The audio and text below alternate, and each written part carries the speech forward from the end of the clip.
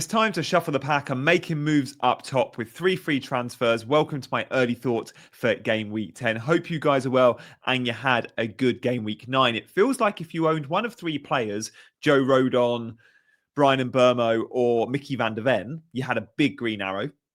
If you didn't own one of those 3, you probably had a red arrow, like me. So look, let's have a quick look at the week just gone. We're not going to dwell on it, but for me, I was inside the top million before Spurs played Everton. I was on a grey arrow. And then Mickey van der Ven's haul, 23 points, who's 30% owned, by the way. I thought he was like under 10% owned. Massively drifted me out. I'm not concerned too much. I think it's fine. I think there's very few Van der Ven owners out there that are massively engaged. Let me know in the comments if you own him. If you're watching this, then you class for me as an engaged manager, and loads of us watching, I'm sure, not 30% owned Mickey van der Ven. Loads more on Joe Rodon. Well played, guys, for the 13 points there. I've got Mukiele as my 5th defender, who did go and get the big haul the week before, so can't complain. And then Brian Mbeumo we're going to talk about.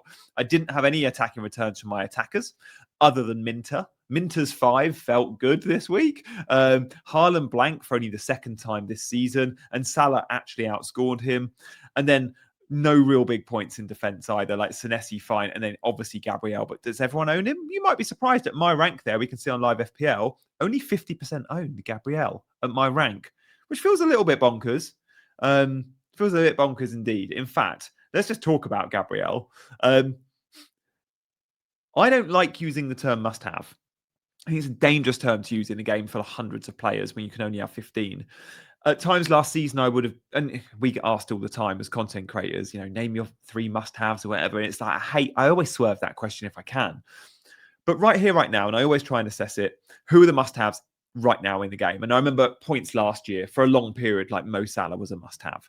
Right here, right now, there are 2 must-haves, I think. And again, let me know in the comments if you think there's a must-have that I've missed or you disagree with one of these 2. But Gabriel, the way he's playing right now, the routes to points, the clean sheet guarantee Arsenal give you, but then the fact that he always gets bonus. He so close to getting an attacking return this week, hit the woodwork. The assist so nearly went to him. And again, he was close to DEFCON. Like, what more do you want from a centre-back that's always fit, always plays? So good.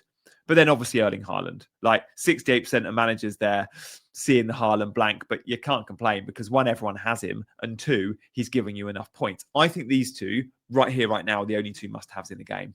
Again, let me know if you disagree with that. Brian Mbeumo is far from a must-have, but I want to discuss him as someone that I'm looking at for bringing into my team. At the moment, I don't have the mid spot available, but if I'm selling Gyökeres in the next few weeks, money's going to be... I'm going to have loads of money. I can go to Johnny Reinders, for example, up to a Brian Mbeumo if I go Gyökeres down to a Krupi Jr., for example. And that's front of mind because Brian Mbeumo is playing so well. Now, Brian Mbeumo does go to AFCON. That's fine. We get the AFCON transfers anyway. But if you're picking a Man United player right now, are you picking Bruno or are you picking Mbeumo? Well, there's over 500,000 between them. And yes, Bruno has more routes to points with penalties and set pieces, or more set pieces than Mbeumo. But Mbeumo's average field position is so good. Like, Arsenal have Saka, Liverpool have Salah, the guy that's high and wide on the right-hand side that's effectively a striker, right? He's always the most advanced man on the pitch. He shoots on sight, cuts in on that left foot and shoots. Well, Brian Mbeumo is that for Man United, and he was that at Brentford. And we're seeing Brian Mbeumo, even at the end of games, playing like a number 9 down the middle.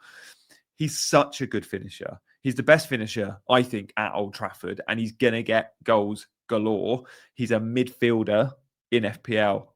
If only if he was on penalties, wow, you'd have everything. And obviously, we always had him on pens at Brentford. But I'd be very happy as a Brian Mbeumo owner right now.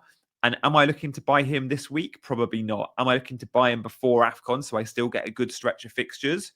Definitely considering it. Now, Man United's attacking numbers have been outstanding this year. And I know people will go, United haven't been great. United's defensive numbers have been poor. And yes, they haven't won all the games they should have won. But their attacking data is top of the charts. For XG, they are top of the charts. They're scoring goals for fun, and we're seeing them scoring goals. 4 against Brighton is no mean feat, because Brighton are no mugs.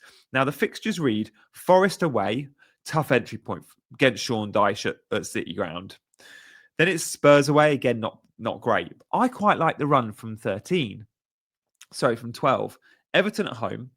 Crystal Palace away is tough, but then you get West Ham at home and Wolves away. So before AFCON, you get Everton, Palace, West Ham, Wolves.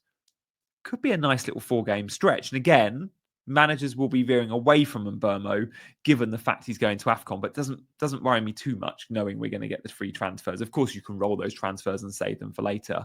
But that's just where I'm at with Brian Mbeumo. I wanted to mention it given these are my early thoughts. And guys, thank you for hitting the like button. Thank you for subscribing. And thank you for commenting below. But yeah, if you're going to do one thing today, you've learned anything from the video, I would love it if you want to take the time to hit that subscribe button. I know I didn't stream much at the end of last week. Busy stuff going on in my personal life, which I'll touch on in a minute. Some very exciting news. But who's going this week? I know I'm selling Joao Pedro this week. I'm not 100% on who I'm buying. I think I'll tell you who I think I'm buying in a minute. But Joao Pedro's gone for me. The reason I had to keep Joao Pedro when he was on his last chance was the Sunderland fixture and the fact that he was suspended versus Ajax in the Champions League. So I knew I was getting a fit, firing, fresh Joao Pedro.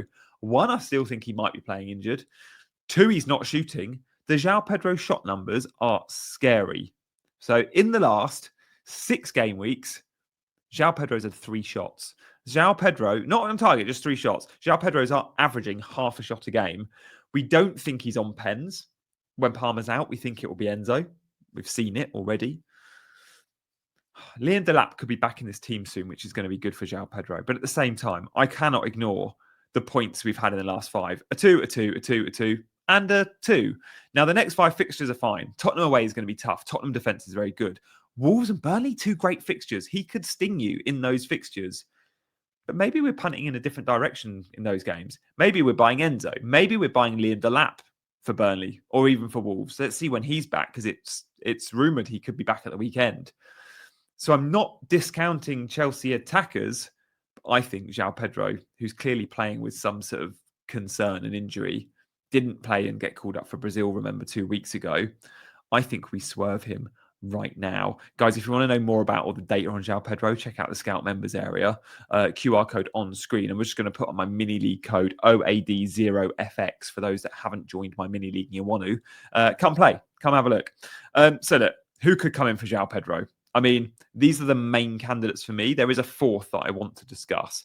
Now, the next 5 fixtures, the direction has to go Mateta. Like for the obvious wins, if you're a fixtures manager, it is Jean-Philippe Mateta because he's got 3 of the next 5 at home and then the 2 away games are Burnley and Wolves. So Brentford and Brighton at home, Wolves away, United at home, Burnley away. It's a great run of 5. He also, we've just spoken about shot numbers. So Joao Pedro, 3 shots in 6 games. Well, guess who's had the most shots in the league this season? Up there with Erling Haaland, 23. That's scary. Mateta gets all the XG. He broke the record in game week 8 for the highest XG accumulated in a Premier League game since they've been recording XG, 3.5. He got the hat-trick. He should have had more. I think this will be the direction I go in. I do already own Ismail Assar. So this is just a question of do I want to double up on the Palace attack? And I think I do. Walter-Mada's good, but I'm not going to go there. I don't love 3 away games in 5. And I have big question marks over Newcastle attack in general. It's why I didn't buy Anthony Gordon. Someone that I really like, and this depends on my plans around Mbeumo long time, is going down. It's going Joao Pedro and saving money. So I can get to Mateta because I've got money in the bank, 0.3. But Igor Thiago is 6.2 million. Igor Thiago is scoring goals for fun. The Brentford identity suits him so much. They go back to front really quickly. They're good in transition. They're good at the long ball. And Igor Thiago is an awesome option. He's on penalties. He's cheap. And the fixtures aren't bad either. He's got Newcastle and Burnley at home. He's got Palace, Brighton, Arsenal away. But we're seeing, aren't we? We keep seeing it. Brentford caused teams problems. And Igor Thiago has been an unbelievable option so far this season. I don't think anyone was picking Igor Thiago ahead of game week 1 necessarily. Well, look at the total points you've had from Igor Thiago. He has more points than any other forward in the game other than Erling Haaland. Erling Haaland clearing away 85 points. Igor Thiago, 45. Good numbers. Good numbers. So far, goals and assists from Igor Thiago. What are we on? Oh, he must have loads. He scored against Liverpool. He scored against West Ham. He scored 2 against Man United. He scored against Sunderland. Yeah. There's a lot to like about Igor Thiago. I think it's between him, Mateta, and a third option, given we're waiting on the injury news. So, Evan Nilsson, what's happening? And if you're back in game week 10. And Iriola indicated pre-match on Friday's pressers last week that he was hoping to return in game week 10. Is Krupi Jr. an option? Well, Krupi Jr., there's so much to like about him, and the Bournemouth fixtures are good, and Bournemouth are an impressive team that score against everyone. Now, obviously, everyone's got Semenyo. You don't really win when Bournemouth score lots of goals because of Semenyo. Like, everyone's got him, so it's like, oh, fine. Well, Krupi Jr., so lowly owned. Now, it's Man City away. It's not a good entry point. Fine. Villa away, not great.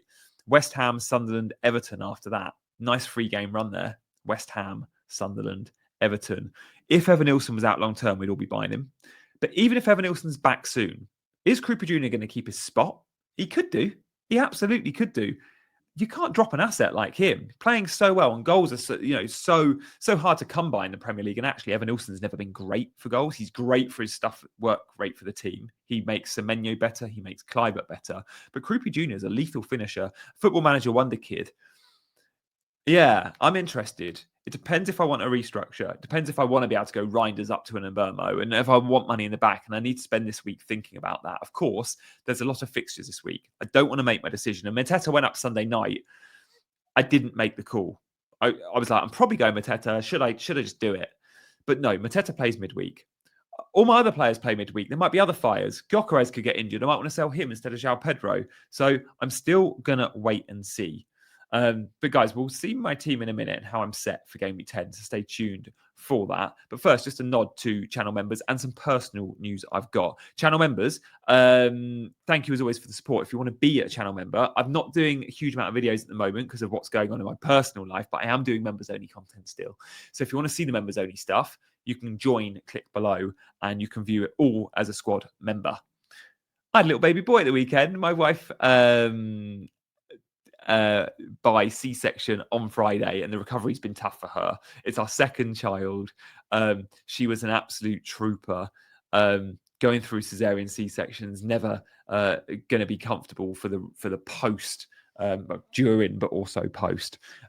So we've been home now 2 days.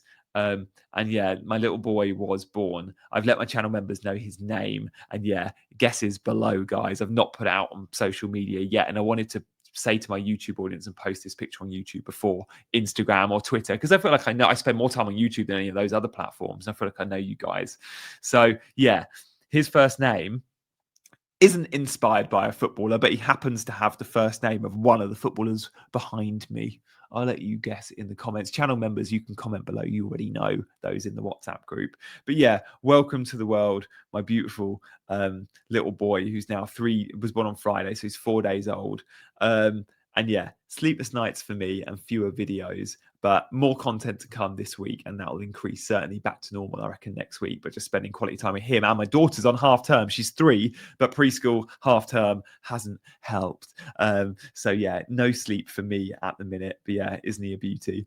And hopefully he plays for Italy one day. 25% Italian, though, so you might not. 25% British, 25% South African, and 25% American. So who knows who he'll play for? Maybe it'll be easier to get into the South Africa football team than the Italian one. Let's look at my bus team, shall we, guys? I'm really well set for Game Week 10. I wasn't set well for Game Week 9, and I thought I'd have a red arrow. I did. I'm at 1.4 million in the world now. I'm fairly okay with that, given where a lot of other content creators are. But I've got 3 free transfers. Joao Pedro's gone, pretty much, unless there was something that happened in the week. And I don't want to make early moves because of the midweek fixtures. So Joao Pedro probably becomes Mateta or Krupi. And I've got benching dilemmas, if you like Reinders on the bench. For those listening on podcast, let me just run through it. Pope, I'm very happy with. Richards, Gabriel, Mukiele, I'm starting that back 3. It means I'm benching a Kilman and I'm benching a Senesi, who will get DEFCON, but I'm okay with that. Senesi's also going to concede. My midfield, I feel like I'm early on a bandwagon that might be about to start for Minter. Saka with a great fixture. Hopefully he's better. He was ill in the week, which is why he only played 70 minutes, 65 minutes at the weekend.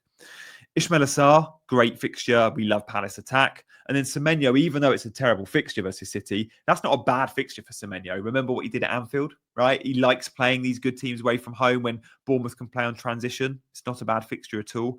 Gyökeres, I'm giving him another week, I think, versus Burnley, although I definitely want Arsenal defence moving forward. Haaland and Joao Pedro, who will be gone. It means I'm benching Reinders, which I'm okay about. Let's see if he plays CDM again, which is never great. At the moment, that's where I'm at. I'll do a team selection video at the end of the week after the cup games to see where I am. But I'm pretty sure Joao Pedro out, MATETA in, unless I restructure and go Krupi in for, say, a Gyökeres and then get an Mbeumo. That's definitely front of mind too. Guys, as always, please do like and subscribe on your way out. And I will see you very soon for another video. Bye-bye.